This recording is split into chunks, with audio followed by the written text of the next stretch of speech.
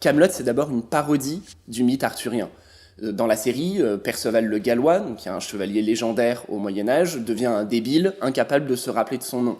Merlin, qui est un druide avec des pouvoirs absolument prodigieux, devient un espèce de magicien de pacotille, incapable de faire des potions qui fonctionnent et qui préfère en fait faire des potions utilisées pour réduire le temps de dessalage des filets de morue. Même au niveau des grands fondements du mythe arthurien, on retrouve ce détournement parodique.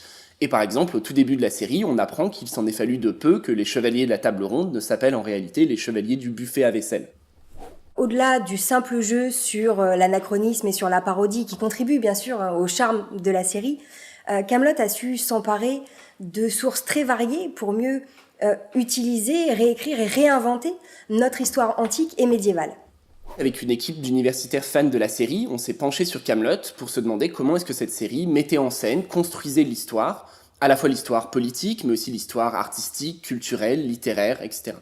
Kaamelott porte à la fois sur un passé réimaginé et sur nos sociétés actuelles, en faisant du roi Arthur un champion de l'entre-deux, en fait.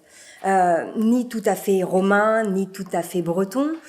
Il apparaît pour nos spectateurs du XXIe siècle comme une adaptation ingénieuse des problématiques qui parcourent l'Europe dans cette période de transition entre l'Antiquité et le Moyen-Âge. Ouais, c'est pas faux.